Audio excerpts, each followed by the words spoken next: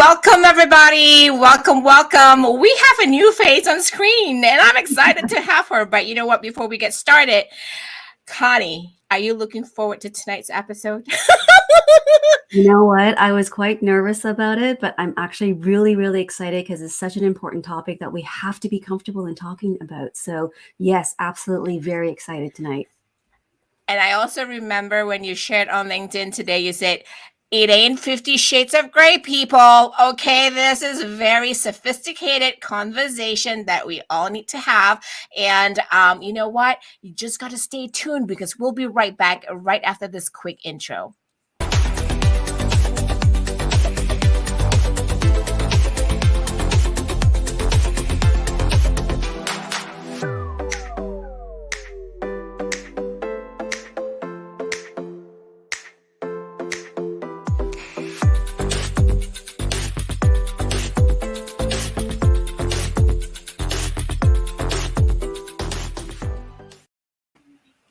Hey, welcome back, everybody. This is So Victory Live. In case you're new to the show, it is all about fireside chats and storytelling in hopes that we will ignite victories for all of you out there. I am Zafni Zavzan, the producer of this episode, and then my new sidekick. I'm going to try to point in the right direction.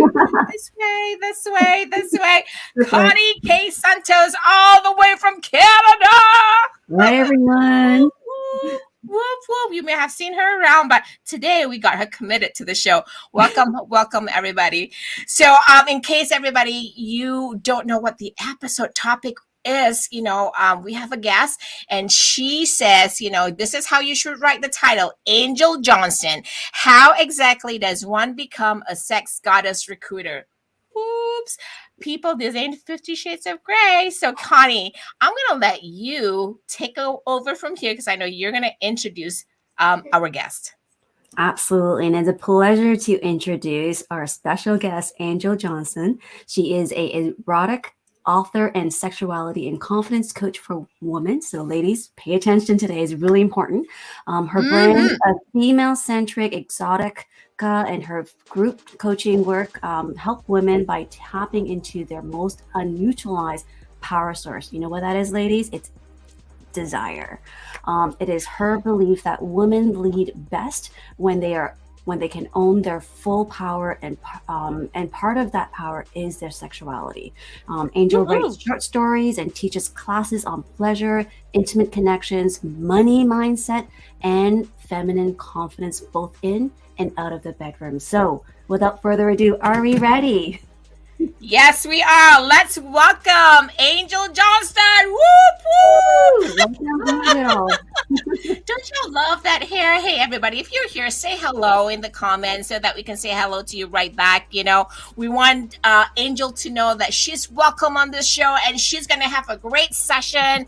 And oh my God, Angel and I, we've known each other for quite a few years, right, Angel? Yes, we go a ways back. Yep.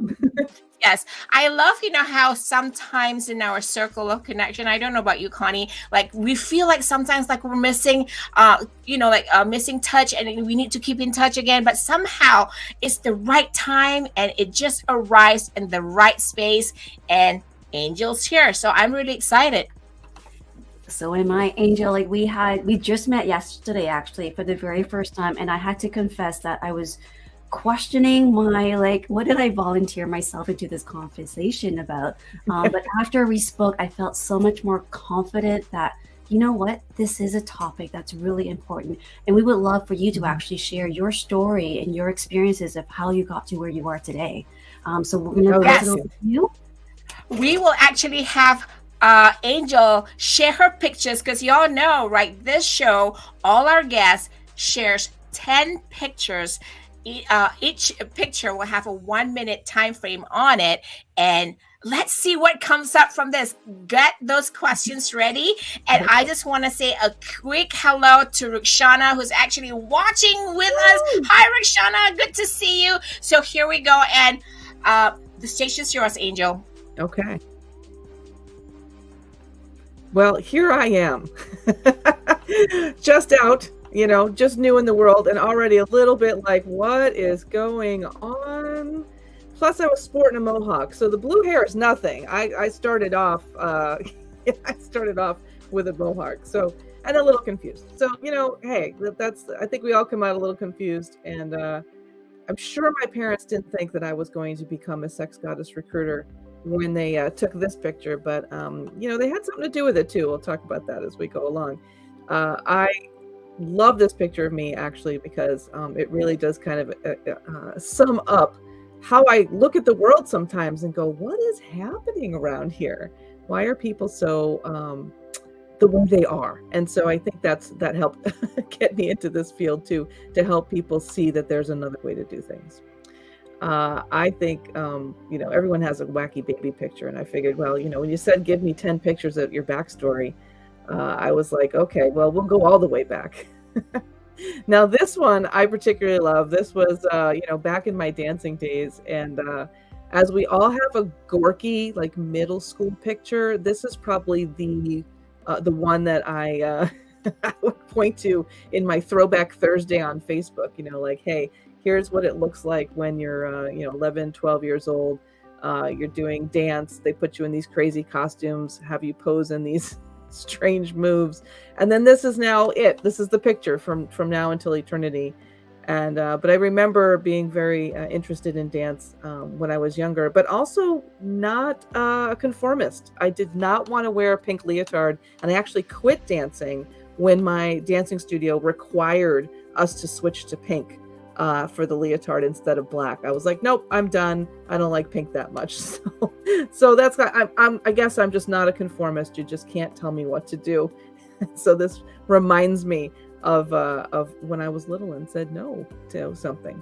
Now this here is me in college, and this was after having visited some people.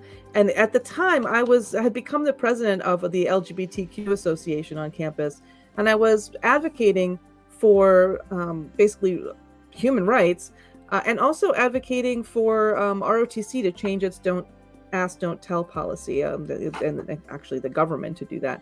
And this was, you know, we're talking the early 90s, right? So when I became president of that organization, I did a lot of speaking engagements about at freshman orientation about how we should treat each other, and how it try to open people's minds of what it is to be a part of that community, and also what it is to be an advocate and an ally. So that's a big part of my background, is doing speaking gigs a long time ago. And this picture is bringing me way back to the early 90s, and my very short hair. Now this one, as you can see, I'm falling out of a perfectly good airplane. Why do people do that? Well, they do that because they're a thrill seeker, and this picture definitely was the biggest thrill, one of the biggest thrills of my life. I highly recommend that if you have not already fallen out of a perfectly good airplane, that you go ahead and book yourself a chance to do that with an instructor like the guy strapped on my back there. It is a blast, and it is a memorable thing. You will never forget it. It's just an amazing experience, and it really does feel like flying, not like falling. So if you've ever wondered what it feels like, it definitely feels like you are up there with the birds. So go out and do that. It is a lot of fun, and nothing builds confidence like that. It's a really great time. Now the next picture, if I'm ready, if it comes up in a second here, I think it's about to. The that kind of leads me into like thrill seeker type, right? Thrill seeker types like to start new businesses. So this was me when one of my first business endeavors, which was basically selling adult novelty toys and lingerie in a home party atmosphere. If you remember, you know, Tupperware parties and those types of things, they did them for other kinds of plasticware as well. And I was a representative for Undercoverware, which was an international company that sold lingerie and toys.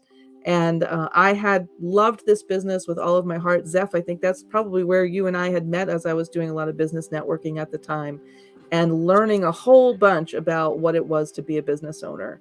It was a great time in my life, and I met so many of the wonderful women that I'm connected to now through many organizations. And I consider most of them still to be very good friends of mine, and they're huge supporters of my business. So you never know.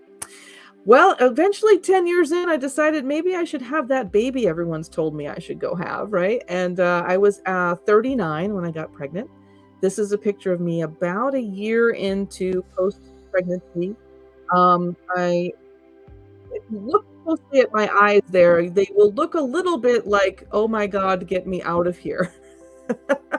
One of the things that got me interested in helping women was that I heard so many stories while I was selling toys and lingerie about women that had lost their spark when they had children. And then I experienced exactly what they meant. The fatigue and the overwhelm and the, oh my God, how am I supposed to go back to work and feed this kid at the same time, and daycare and all of that stuff. It was overwhelming to me, and I was working a very high pressure job at the time, and it just really took a toll on me. So I actually, as a serial business person, I got out of the toy business about the time I had my son. It was a lot of lugging of stuff around, and I switched to a business called Nerium, which is now called Neora. I am not actively representing Neora anymore, although I use all of their products religiously. But Neora was a skincare company, and that's actually how I started talking to women about the aging and how they were worried about aging, how they were worried about their sex lives and aging. It all started to come together for me. I realized that everything I had been doing, teaching women about sex when I was doing the sex toy business, and everything I was doing with Neora, talking about skincare and health, all of that converged. And I realized what we were really talking about is self-confidence. And that's how Confidence is Catchy became born, basically. That's when I started this brand of talking about all of these things to help women find their confidence again after certain parts of their lives. This was taken at the eWomen conference.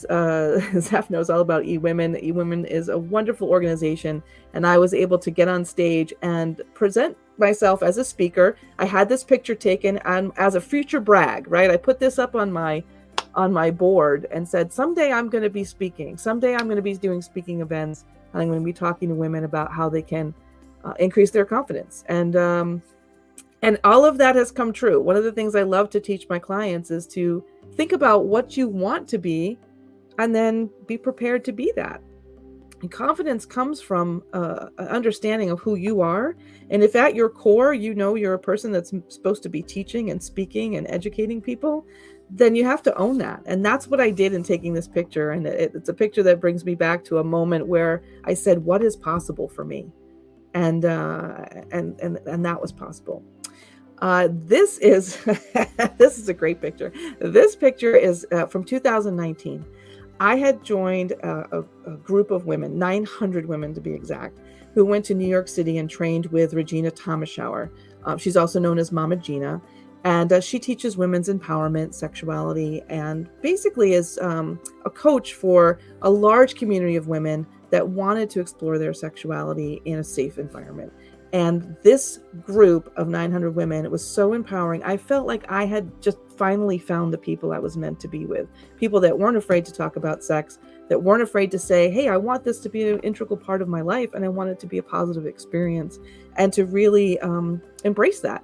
And so this experience in 2019 was transformational, and you can see it in my face.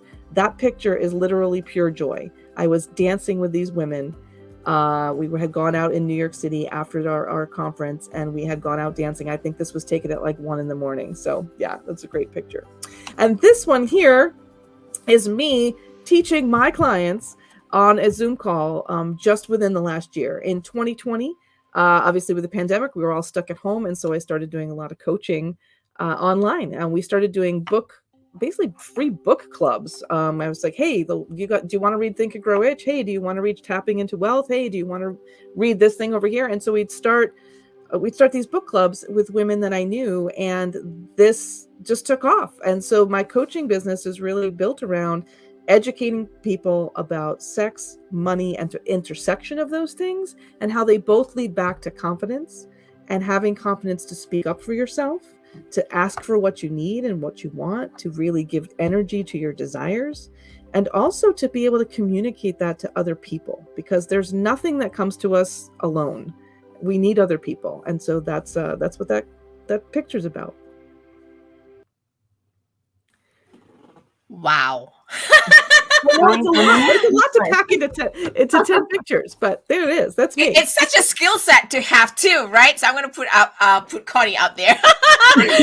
Oh my god! I thank think you. going through those pictures, I saw Connie behind this, behind stage, and she was scribbling. I know I know she has quite a few questions to ask. So this will be interesting.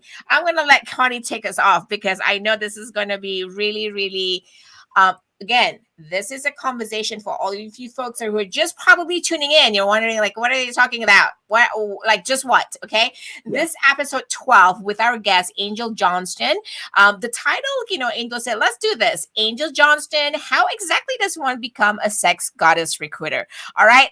No, like what my host Connie said, it is not 50 Shades of Grey, but it's a sophisticated conversation. All right. We're talking about desire and confidence. Desire, confidence, and I would just jump in to say, I love your first picture, your baby mohawk. I think that definitely set the stage to say, this is a woman who knows what she wants, Yes. even as an infant. And I think throughout your journey that you've shared, it was very empowering to see that. I guess my first question, Angel, is like, often this topic, it's felt like it's taboo. Even with 50 Shades of Grey, we watch that privately at home. We don't have girl parties like, let's watch this together. Maybe some do. My first question is, how do we set the stage to be comfortable and feel safe that we can talk about this? Yeah. Yep. I think a lot of women are eager to find the information and they don't know where to look.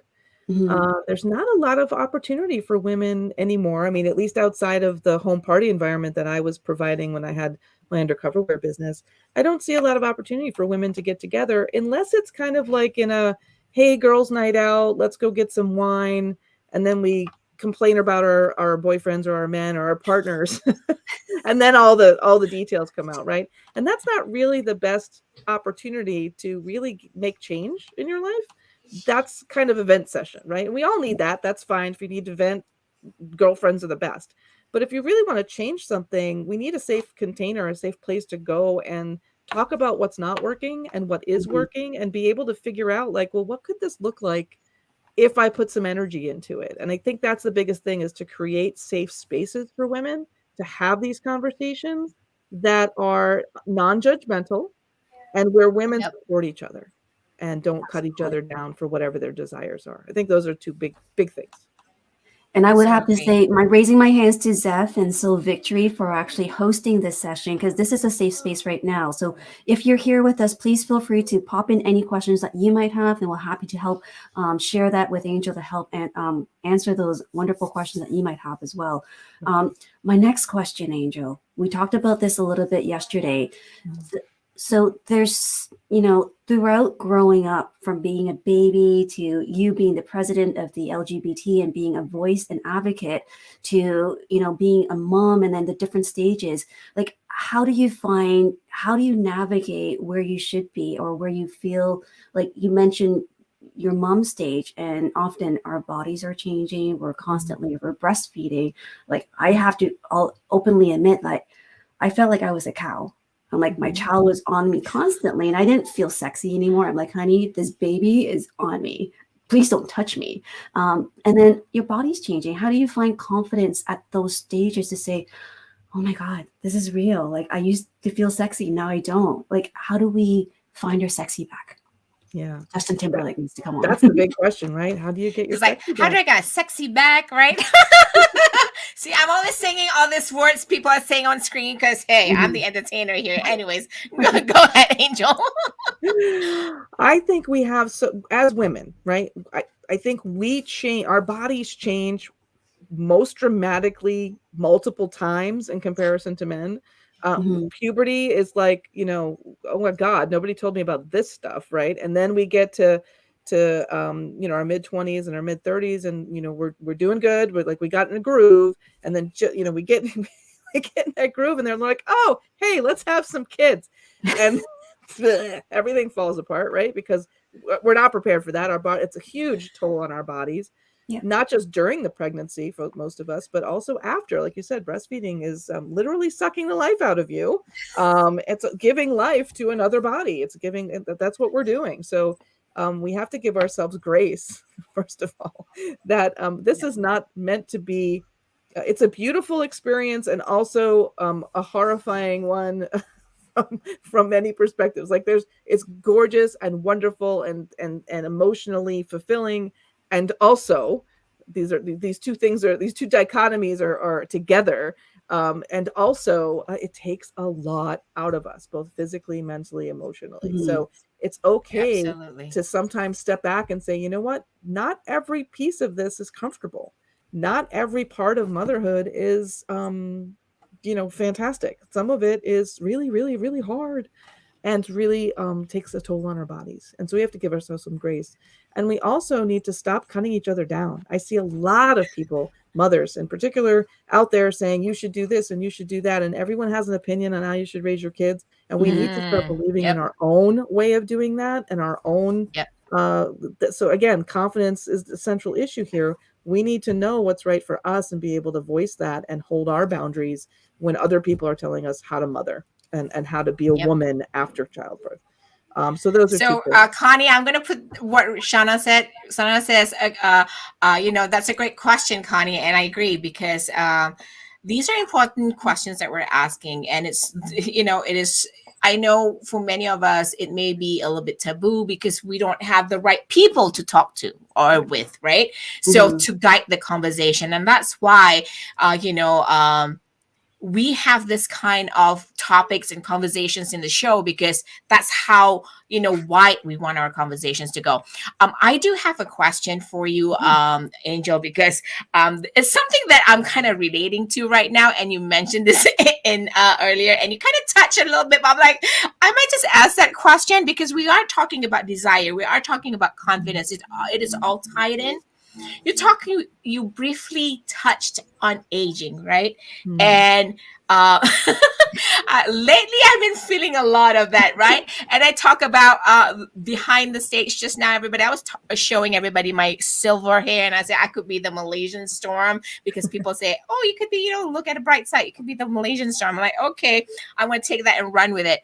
But aging is something, if the energy of the thought of the word aging could go spirally down a rabbit hole and kind of kill our desire and our confidence.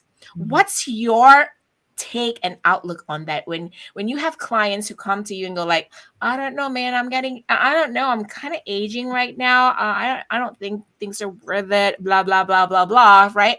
How do you kind of handle that? I mean, like, what would you say to them out there when it comes to aging? Because it is all related to the confidence. Absolutely. Yeah. I mean, the simple answer is we've been dying since we were born. We've been aging all along. Yes. Sounds more whether we like it or not. Yeah, whether we like it or not, that's what we've been doing. And so we're at different stages, and yes, we're aging, but really when we think about the word aging and what that means, and the system that we're bringing that up in is a patriarchal system of people who want to sell us things. And one of the reasons I got out of the skincare game, right, with Nuyora, is because I realized as a confidence coach that what I was doing was, although I believe in their products and I think their products are wonderful for those people that do have some problem skin, what I didn't like was the marketing around skincare in general, making women feel old just to sell some goop. And I was like, this is incongruent with who I am. Like, I want women to feel comfortable with their skin and their bodies the way they are. I don't want to make them feel worse just to make a buck. Does that make sense? So absolutely, I think we have to look at the construct of the world in which we live, where it's a capitalist society built around a man's gaze of what beauty is. And also Cosmopolitan magazine and every other media outlet wants to sell you something. And so we have to unpack all that first and really look at the messages that we think about our bodies. Are they even ours? That is so powerful. And that question you asked, Steph, like, it just made me think about the recent incident with Lisa LaFlamme. If you guys have heard, like, a major TV network dropped her because she was aging and her hair was gray. But what came out of that, I think, is really empowering to say, even the Wendy's advertising had changed their, red hair Wendy into the gray hair Wendy? Like, how do you think, Angel, that we as women that's empowering each other continue to support each other? Because I think those moments of aging, of not feeling sexy, that, you know what, why does men, are like aging like wine? It's finer. And females, we're opposite. We feel like we're not sexy anymore, that our gray hair, we have to dye it. And Zeph, if you want to be the Malaysian storm, I mean, God, you take it on, my friend. If there's anyone to do it, it's me, baby. Or Malaysian tsunami, whatever, right? It's funny, my gaming tag, which my son sometimes uses, is Teal Tempest. So I mean, you can just join right in. I think the big issue too is for us to realize that we ourselves do it to ourselves, right? We're built in this construct. We're grown up in a construct that young is beautiful. Mm-hmm. And we have not recently, until recently, and I mean like super recently, last 10 years or so, we have not been given models of what aging sexy looks like. Yeah. If you think about Golden Girls, right, which most of us grew up on, I love the Golden Girls. They were in their 50s and 60s in that show. That's the ages that they said they were of those characters. I promise you 50 and 60 does not look like that now. So if you look at the difference between like what we look like today, us, and what they were showing as 50s and 60s back then, things have changed and we're come a long way. I mean, there's a lot of really hot 60-year-olds out there and many of them in the media, thank goodness, 60, 70, even 80-year-olds. But you're right. There is a double standard for men who become the silver fox and women who are cast out of roles and opportunities because of being a little older.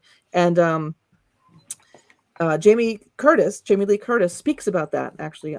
If you're a fan of hers, she talks about how roles have changed and how the most recent role that she did, which is Everything All at Once. I forgot the name of that movie, but she literally said, I do not want to wear makeup. I do not want you to, I want to be who I am in that role, because she was fighting against that, aging out idea. And so, there's a lot of that out there. I'm going to put something up real quick because this is what Ruxana is saying, and we'll take a quick break after that. Ruxana says, this is why I have different age group of our models in her African show, because we want to showcase what beauty is. Thank you for bringing this topic. Whoop! We told you this ain't going to be a 50 Shades of Grey conversation, right? All right, everybody. We'll be right back in about 30 seconds. And we'll take a breather, take a quick break, and we'll be right back. So Victory Live is all about sharing stories to ignite and inspire victories. We are here on Wednesdays, and our first, third, and fifth Wednesdays, we go live at 11 a.m. New York time, and second and fourth Wednesdays at 9 p.m. New York time. And you can get all this information at sovictory.com/talk-show. Now, after the live broadcast, you're invited to join us in a post-show meet and greet where you can engage and have more intimate conversations with our cast members and guests. You can go to live.sovictory.com and join us in our studio lounge for the meet and greet. We'll see you then. There you go. Don't forget, folks, right after this session, we will have our post-show meet and greet, and you'll just go right here where it says live.sovictory.com, and you will get the link right from the agenda. That said, Connie, do you have anything last? Because I just kind of want to briefly mention, definitely you saw the picture. Everybody saw the picture of this, right? So I'm going to put this back up, which is really, this is also on my bucket list, trying to skydive. And this is the fun fact about, has this always been something that you wanted to do, Angel? I had kept saying I wanted to do it. And actually my ex-mother-in-law called my bluff and bought me the pass to go do it for Christmas one year, thinking I probably wouldn't go do it. And I couldn't sign up fast enough. It was a great time. I absolutely recommend it. I've also jumped off a high cliff in Jamaica. I almost dislocated my shoulder doing that, but I would do that again too if I was given the chance. Oh my God. And this is what we're talking about, right? Confidence. And you have the desire to do it. Yeah. And then you just work on the confidence to execute that desire. So I love that. Thank you for sharing that. Connie, anything before we're at the end of the show? And when we have fun, it's always, time is always running from us, you know? So anything last you want to ask or, The put out only there, thing I Connie? think, just to wrap up what Roshana was sharing as well, I think in the advertising area, Estee Lauder, just calling them out, they do a fantastic job having a really well diverse, different ages and ethnicity as well represented in their beauty line. So I love that. And then I think all the power to your mother-in-law for helping you push your boundaries, because that's where There you go. empowering women is all about, right? Having the people that's in your network, in your circle, support you and help you take that leap of faith and confidence in yourself. So that's what I'll wrap it up to. And I'll invite everyone to our next part of this experience in our private Yes. chat, more intimate chat together. And that's where you're going to go right after this. You go to live.sovictory.com and join us on the, post-show meet and greet, and they will have more intimate conversations. All right. I just want to say thank you so much to you, Angel, for sharing your wisdom and, inspiring our folks out there. And just in case if you all are wondering where to get information about, about Confidence is Catchy and everything about Angel, join us in the post show. We will have a link for you to get to her book and all the other good stuff. Until then, I just want to say thank you to Angel, to Connie. Connie did a great job, right? Hey, thumbs up for Connie, right? And to all of you, we'll see you next Wednesday, and we have Lisa Dye next week. So until then, we'll see you next time. Bye. Bye, everyone.